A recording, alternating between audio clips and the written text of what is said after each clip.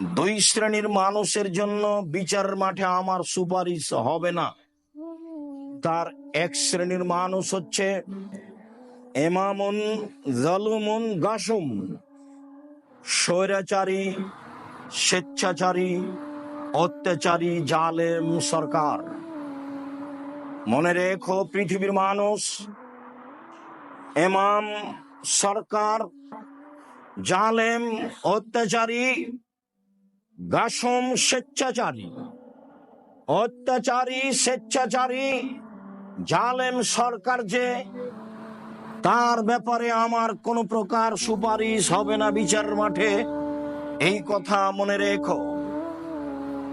অকুল্লো গালিন মারিক, আর প্রত্যেক যে বিশ্বাসঘাতক, ধর্মচ্যুত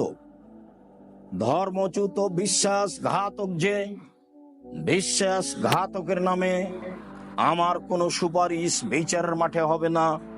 তোমরা এ কথা মনে রেখো। মুহাম্মদ সাল্লাল্লাহু আলাইহি সাল্লাম এ কথা বলেন।